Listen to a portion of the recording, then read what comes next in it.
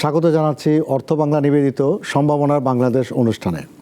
আমরা শুধু সংকটের কথা বলে আপনাদের হতাশ করতে আসিনি, আমরা এসেছি দেশের সামাজিক, রাজনৈতিক ও সম্ভাবনার পথগুলো উন্মোচন করতে, উন্নয়ন ও সফলতার গল্প শোনাতে। অনুষ্ঠানের আজকের পর্বে আপনাদের সাথে আছি আমি, হাসান তারেক। আমাদের এই আয়োজনের মূল লক্ষ্য হচ্ছে সংকটের গভীরে গিয়ে সম্ভাবনার পথ খুঁজে বের করা। সুপ্রিয় দর্শক, আজ আমরা দেশ ও অর্থনীতির এমন কিছু মৌলিক বিষয় নিয়ে কথা বলবো যা আগামী দিনে বাংলাদেশের ভাগ্য নির্ধারণে অগ্রণী ভূমিকা পালন করবে। আমাদের বৈষম্যহীন সমাজ গঠনে রাজনৈতিক স্থিতিশীল পরিবেশের পাশাপাশি অর্থনৈতিক প্রবৃদ্ধি ও টেকসই উন্নয়নটা খুবই জরুরি। দেশের অর্থনীতির চালিকা শক্তি হলো বিমা খাত। আজকে এই বিমা খাত নিয়ে কথা বলার জন্য আমাদের স্টুডিওতে উপস্থিত আছেন বিমা খাতের দুজন অত্যন্ত অভিজ্ঞ ব্যক্তিত্ব। প্রথমে আমি পরিচয় করে দিচ্ছি জনাব ASM Wahiduzzaman, chairman eastern insurance PLC। আরও উপস্থিত আছেন CEO zenith life insurance PLC এবং যুগ্ম মহাসচিব বাংলাদেশ ইন্স্যুরেন্স ফোরাম জনাব SM নুরুজ্জামান। ধন্যবাদ আপনাকে। আমরা প্রথমে চলে যাব জনাব ASM ওয়াহিদুজ্জামান স্যারের কাছে। আপনার কাছে আমার প্রথম প্রশ্ন যে বাংলাদেশে বর্তমান বিমা খাত এটি অবস্থা আপনি কীরকম মনে করছেন? আমি মনে করি যে বাংলাদেশে বিমা খাতে একটা ট্রানজিশনাল পিরিয়ডে আছে, যেটা অনেক আগেই হওয়ার কথা ছিল, কিন্তু সেটা হয়নি। তো আমাদের জন্য একটু দুর্ভাগ্যের ব্যাপার যে ঠিক সেভাবে আমাদের বিমা খাতটা সংশ্লিষ্ট কর্তৃপক্ষ কিংবা আমরা সবাই মিলেই পারিনি, এটা আমাদের স্বীকার করতেই হবে। কিন্তু তারপর আমরা আশাবাদী যে এখন অনেক নজরদারি বেড়েছে বিমা নিয়ন্ত্রণ কর্তৃপক্ষের এবং সংশ্লিষ্ট কর্তৃপক্ষ এবং সরকারও এটার উপর বেশ নজর দিচ্ছেন এবং বেসরকারি কোম্পানিজ এবং ওনারাও খুব চেষ্টা করছে এটাকে এগিয়ে নিয়ে যেতে। আমরা আশাবাদী। এবং আপনি একটা জিনিস চিন্তা করে দেখেন যে আমি একটু কথা বলি, আপনি তো সম্ভাবনার কথা বলেছেন, সম্ভাবনা তো অবশ্যই থাকবে, কিন্তু আমি একটা জিনিস একটু আপনার মাধ্যমে কর্তৃপক্ষের দৃষ্টি আকর্ষণ করছি যে দেখেন যে বাংলাদেশ ব্যাংক এটা হচ্ছে 56টা ব্যাংকের নিয়ন্ত্রণ কর্তৃপক্ষ, আর বিমা নিয়ন্ত্রণ কর্তৃপক্ষ হচ্ছে 36টা আর 46টা 82টা ইন্স্যুরেন্স কোম্পানি নিয়ন্ত্রণ কর্তৃপক্ষ। কিন্তু বাংলাদেশ ব্যাংকের লোক সংখ্যা হচ্ছে প্রায় 9,000-এর মতো, আর মানে পুরো বাংলাদেশ ব্যাংকের যারা জনবল আছে, আর বিমা নিয়ন্ত্রণ কর্তৃপক্ষের জনবল হচ্ছে 100। তাহলে চিন্তা করে দেখেন যে বিমা আমরা সেভাবে তৈরি করতে পারিনি। মানে যখনই কথা আসে তখন অর্থনীতির এই খাতটা ব্যাংক বিমা দুটো কথাই আসে, কিন্তু ব্যাংক তারা কিভাবে তৈরি করছে আর আমাদের বিমাটা সেভাবে তৈরি হতে পারেনি। এটার দায়ভার আমাদের সবারই, কিন্তু আমরা এখন সবাই আশাবাদী, চেষ্টা করে যাচ্ছি। আমাদের যে বাংলাদেশের যে সম্পদ এবং বিমার যে বাজার, এইটার আপনি কি মনে করেন যে সাধারণ বিমা কোম্পানি যারা কাজ করছে তারা কি এটা নিয়ে যথেষ্ট, নাকি আরও বাজারের তুলনায় বেশি আছে না কম? না, যে সমস্ত কোম্পানিজ আছে এটা যথেষ্ট, কারণ আমাদের প্রতিবেশী দেশেও কিন্তু তাদের যে জনবল এবং তাদের এই অনুযায়ী কিন্তু এতগুলো কোম্পানি তারা এখানে কাজ করছে না, কিন্তু আমাদের দেশে অনেকগুলো কোম্পানি কাজ করছে। এটা ঠিক আছে, কিন্তু আমাদের ডাইভার্সিফিকেশনে যেতে হবে, পেনিট্রেশন বাড়াতে হবে। এইটা আমাদের খুবই দরকার, কারণ ডাইভার্সিফিকেশন না হলে এই যে ছোট মার্কেট, এখন কিন্তু আমরা ছোট একটা মার্কেট নিয়ে সবাই এটাতে করছে, কিন্তু এই মার্কেটটা যদি বড় হয় তখন এটা ব্যাপারে সবার একটা সন্তুষ্টি বাড়বে, আগ্রহ বাড়বে এবং এই বাজারটা অনেক বড় হবে। জনাব SM নুরুজ্জামান সাহেবকে প্রশ্ন করতে যাচ্ছি যে বাংলাদেশে যে 18 কোটি জনগণের এই নিরাপত্তার জন্য জীবন বীমার ভূমিকাটা কতটুকু গুরুত্বপূর্ণ? আসলে আপনি দেখেন যে পুরো বিশ্বে এই বিমা ব্যবস্থা, আজকে যদি স্বাস্থ্য ব্যবস্থার দিকে তাকাই, মানুষ মানে বিশেষ করে তার মৌলিক চাহিদাটা পূরণ করে বিমার মাধ্যমে, হেলথ ইন্স্যুরেন্সের মাধ্যমে।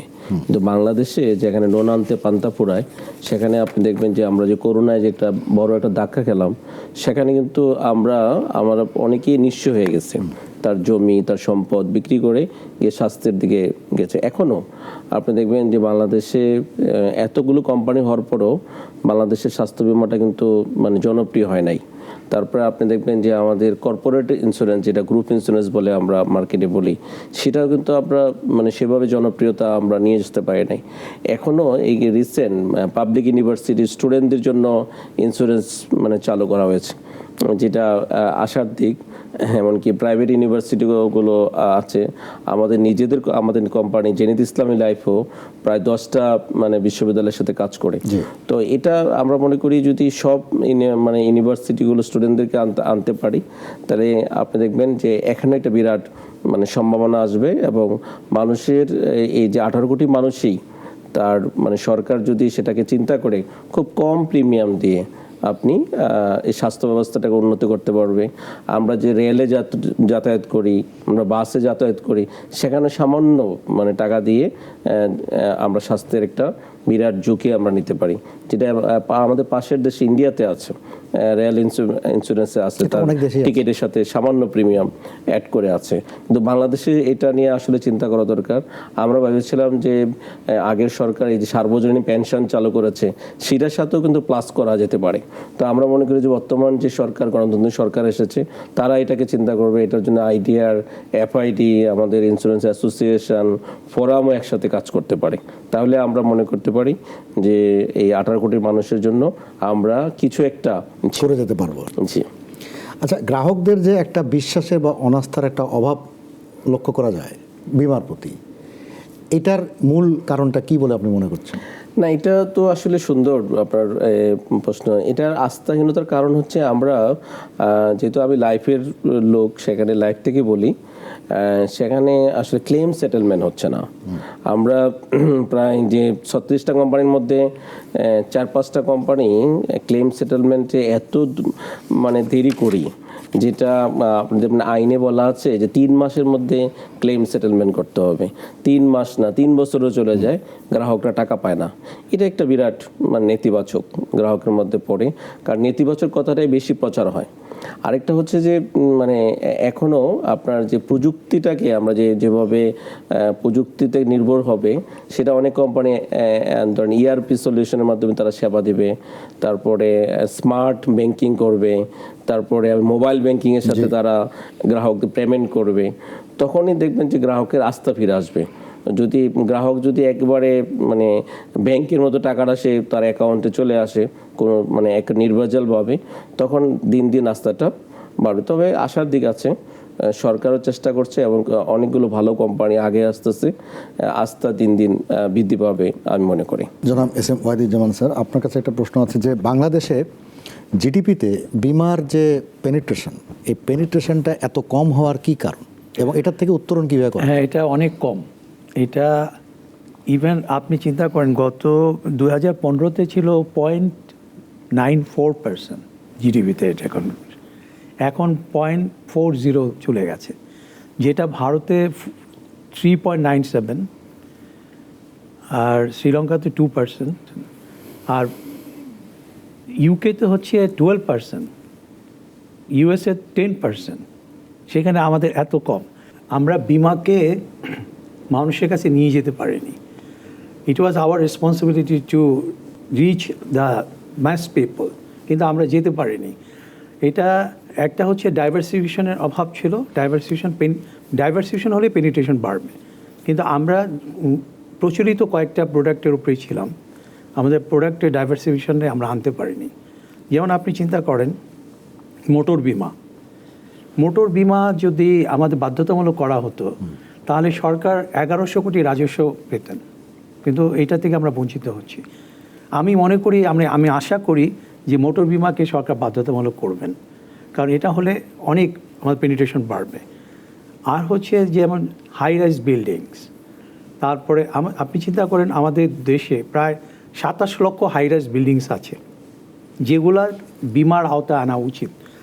মানে ন্যাশনাল বিমা পলিসি 2014-তে কিন্তু এটা ছিল, টু এনশিওর দ্য মানে security of lives and property, এটা ছিল। কিন্তু এটা নিয়ে সরকার কিন্তু এখন এটাকে আমরা নিয়ে যেতে পারি। হ্যাঁ, এটা নিয়ে গেলে আমরা যদি 27 লক্ষ হাই রাইজ বিল্ডিং আমরা যদি এটাকে আনতে পারি, মোটর বিমা যদি বাধ্যতামূলক করতে পারি, তারপরে স্টুডেন্টস যে আমরা ক্রিটিক্যাল যেটা ইস্টার্ন ইন্স্যুরেন্স করছে, আপনি আপনার অবগতির জন্য জানাচ্ছি যে আমরা ইস্টার্ন ইন্স্যুরেন্স 5টা প্রোডাক্টস নিয়ে কাজ করছি। ইন্দিরা কাছে আমরা প্রপোজাল দিয়েছি, এর মধ্যে 3টা কিন্তু অলরেডি ওনারা প্রায় অনুমোদনের পথে আছে।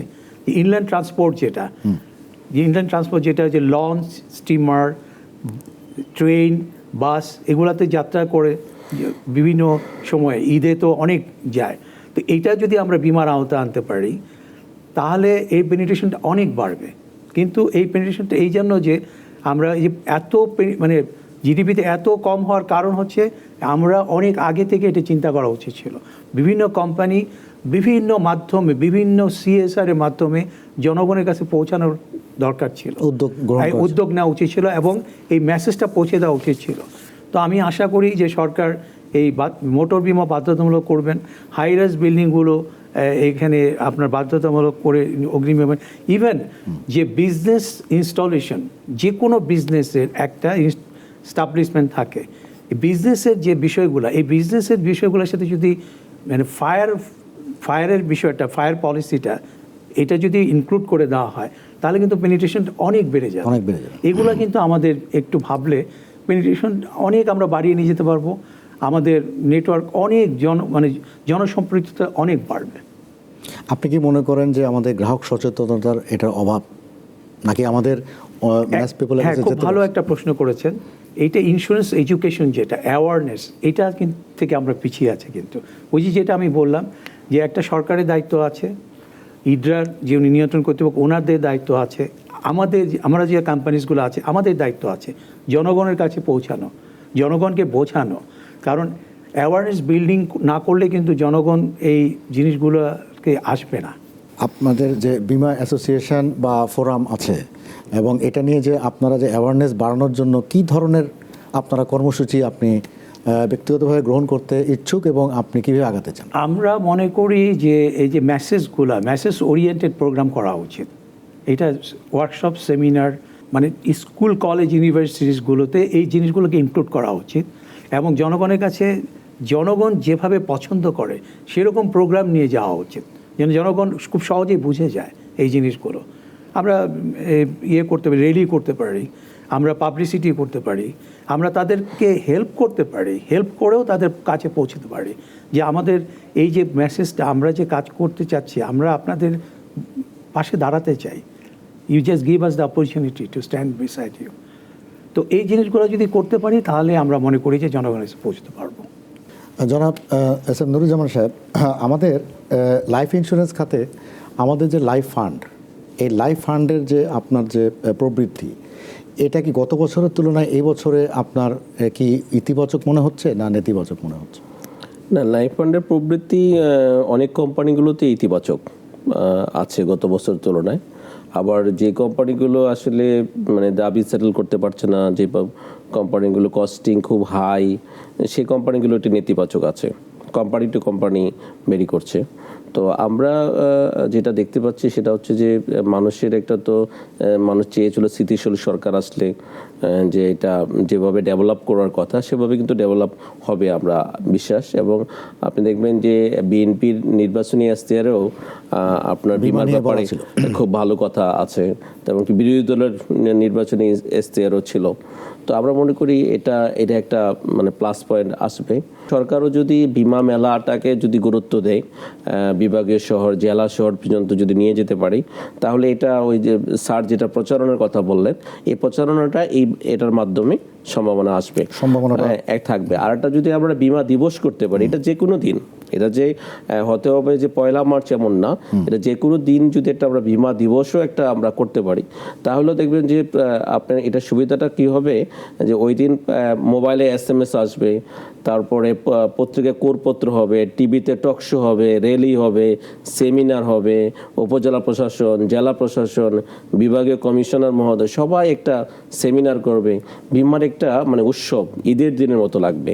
তো সেটাও যদি করে সরকার, কারণ সরকারের একটা সার্কুলারে অনেক কিছু করা সম্ভব, কিন্তু এটা আসলে সকল কোম্পানি অ্যাসোসিয়েশন বা ফোরাম বা ইদ্রা বা FID ইচ্ছা করলে এটা সম্ভব না।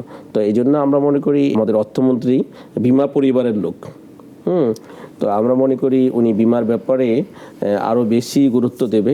আমি মনে করি যে বিমা দাবি যে পেন্ডিং বিমা দাবি যেমন ব্যাংকে যেমন ভর্তুকি দেয়, ঠিক বিমার বেলাও যদি পেন্ডিং ভর্তুকি দিয়ে বা লোন দিয়ে ভর্তুকি দিতে পারে, আবার লোনও ছাড়তে পারে, অথবা বিমার উপরে একটা খুলতে পারে যে আমরা যেমন ব্যাংকে FDR করি বা ট্রেজারি বন্ডে রাখি, যদি তারা কোনো ইদ্রা বা মিনিস্ট্রি যদি উদ্যোগ নেয় যে বন্ড চালু করবে, তো সেখানে আমাদের যদি 1% বেশি দেয় আর গ্যারান্টার যদি ইদ্রা হয়, তা আমরা সেখানে ইনভেস্ট করলাম, যে কোম্পানিগুলোকে তারা টাকা দিয়ে গ্রাহকের সমস্যাগুলো সমাধান করতে পারে। তাহলে দেখবেন যে এই যে আমাদের টকশো বলেন, আমাদের মিডিয়া বলেন, অনেক অংশেই আমাদের এই নেতিবাচক যেটা আসে সেটা আর থাকবে না। তখন দেখবেন যে এটার এই যে জিডিপির আজকে যে মানে 1% নাই নিচে, সেটা কিন্তু মানে একেবারে গ্রো করবে। তো আমি মনে করি এটি সরকার গুরুত্ব দিতে হবে, সরকারেরও গুরুত্ব দিতে হবে এবং আমাদেরকেও আগে আসতে হবে। যে আমাদের যে বিমা খাতের যে ইমেজটাকে পুনরুদ্ধার করার দায়িত্ব কি শুধুমাত্র এই ইন্স্যুরেন্স রেগুলেটরি অথরিটির নাকি কোম্পানিগুলোর? এখন সমস্যা হচ্ছে যারা রেগুলেটরি চেয়ারে বসে তারা যে উন্নয়নটা বলে যায়, শুধু রেগুলেটরি করে। হ্যাঁ, তাদের কিন্তু দুইটা, যে আপনার উন্নয়ন এবং রেগুলেট দুইটাই করতে হবে। এই যে এটা বলা হচ্ছে নন লাইফে মোটর বিমা, এটা কত ইম্পর্টেন্ট। ব্যাংক অ্যাকাউন্ট হতে হলে টিএন নাম্বার লাগবে, এই কথাটা আসছে। তো দেখেন এখন কিন্তু দেখবেন যে সবাই টিএন করবে, কারণ ব্যাংকে তার অ্যাকাউন্ট করতে হবে এটার কারণে। ট্রেড লাইসেন্সের সাথে যদি সরকার করে যে সেখানে তার যিনি মালিক, যিনি প্রপার্টারশিপ নিবে, তার একটা বিমা আছে কিনা, যিনি প্লট কিনে বিমা আছে কিনা, প্লট কিনে বিমা আছে, দেখবেন যে বিমা অনেক হয়ে যাবে। আমাদের যে বর্তমান ডিজিটাল বাংলাদেশ বা স্মার্ট বাংলাদেশ, এই বিমা খাতটা কতটা ডিজিটালাইজেশন হতে পারছে? এখনও ওরকম হয়নি। ডিজিটালাইজেশনের ব্যাপারে একটু আমাদের অনেক আরও চেষ্টা করতে হবে, কারণ ইদ্রার যে একটা সফটওয়্যার ছিল ওইটা কিন্তু আমরা কোনো মানে সব কোম্পানি কিন্তু ঠিকভাবে নিতে পারেনি। যদি ইদ্রা যদি প্রত্যেকটা কোম্পানির ব্যাপারে ইনফরমেশনগুলো সেন্ট্রালি মানে উনি সেভ করতো ইন্টিগ্রেটেড সফটওয়্যার মাত্র, সেটা তাহলে কিন্তু অনেক কমে যেত, কিন্তু সেটা এখনও হয়নি। এটার ব্যাপারে আমাদের অনেক কাজ করতে হবে। উনি যেটা জানেন, নুরুজ্জামান সাহেব যেটা বললেন যে আপনার মোবাইল অ্যাপস এবং অন্যান্য মাধ্যমে আমাদের যেভাবে কাজ করার কথা ঠিক সেভাবে কিন্তু আমরা এখন পর্যন্ত করতে পারিনি। তো আমাদের এই ব্যাপারে আরও অনেক কাজ করতে হবে। আরেকটি এখন যেটা বার্নিং ইস্যু, সেটা হচ্ছে যে নন লাইফ বিমা কোম্পানিগুলোতে যে অবৈধ কমিশন যেটা ছিল, এই যেটা অবৈধ কমিশনের প্র্যাকটিস ছিল এবং যেটা 15% এজেন্ট কমিশন ছিল, এজেন্ট কমিশন বর্তমানে বন্ধ করা দেওয়া হয়েছে সার্কুলারের মাধ্যমে। তা আপনারা কি মনে করেন যে বাজারে কি এখনও কি এরকম কোনো অ্যানোমালিজ আছে, বা এই ধরনের কোনো ব্যাড প্রতিযোগিতার সম্মুখীন কি আমরা প্রতিদিন হচ্ছি? আমরা তো শুনছি এবং আমরা বসছিও, এটা নিয়ে আমরা কাজও করছি। আমরা vigilance team we are working on it, এবং আমরা এই ব্যাপারে কয়েকটা অবজারভেশন দিয়েছি already, and IDRA is looking for that, IDRA is working on it, এটা কাজ করছে। আমরা আশা করছি যে তারা একটা ব্যবস্থা গ্রহণ করবে। কিন্তু এটা কি প্রচার আপনাদেরকে অতটা? প্রচারটা আমাদের আরও বেশি করে করতে হবে। এটা নিয়ে আমি কথা বলেছি, আমাদের বিআইয়ের যে প্রেসিডেন্ট মহোদয় আছেন উনি অত্যন্ত মানে ডাইনামিক, উনি ব্যাপারে চিন্তা করছেন। আমাদের জনাব সাইদ আহমেদ এমপি, উনি বিষয়টা নিয়ে অনেক কাজ করছেন। আমরা আশা করছি যে আমরা খুব শিগগিরই এই ব্যাপারে একটা জোরালো পদক্ষেপে যেতে পারবো, এবং এটা তো বন্ধ হওয়া উচিত। এই যে কমিশন, এটা তো খুবই আমাদেরকে একটা প্রতিবন্ধকতার মানে পেইনফুল একটা বিষয়। গত জানুয়ারির 1 তারিখ থেকে আমরা জানুয়ারির আগ পর্যন্ত নভেম্বর ডিসেম্বর আমরা জোরালো প্রতিবাদ করেছিলাম। আমরা eastern insurance company was one of them, আমরা করেছিলাম। তো এইটা করার মানে পরিপ্রেক্ষিতে অন্যান্য কোম্পানিজগুলো, অন্যান্য সবাই মিলেই আমরা চেষ্টা করেছি, যার ফলশ্রুতিতে ইদ্রা তদানীন্তন চেয়ারম্যান ডক্টর আসলাম উনি এটা করে 1 জানুয়ারি থেকে এটা করে।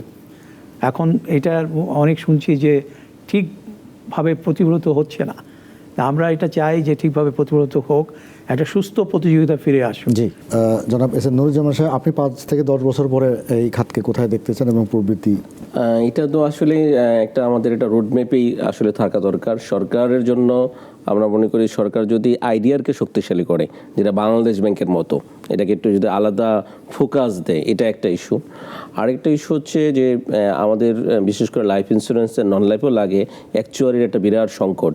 এখানে যদি সরকার একটা ভালো একটা ভর্তুকি দেয়, আর সরকার যদি মানে আমরা মনে করি যে যেটা আমি আগেও বলেছিলাম, এটা রিপিট করি, যে যদি এটা মেলা বা দিবস এইভাবে যদি আমাদেরকে একটু মানে গুরুত্ব দেয়, যে বাংলাদেশে সাধারণ বীমার জন্য যেমন নন লাইফের একটা 50% রিইন্স্যুরেন্স করা করা যায়। লাইফের কিন্তু পুরোটাই রিইন্স্যুরেন্স বিদেশে, আমরা রিইন্স্যুরেন্স কোম্পানি এটা করতে পারি, তাহলেও কিন্তু এখানে প্রচুর টাকা বিদেশে চলে যাচ্ছে এবং রিইন্স্যুরেন্সের মধ্যে অনেক সময় প্রতারণা হচ্ছে।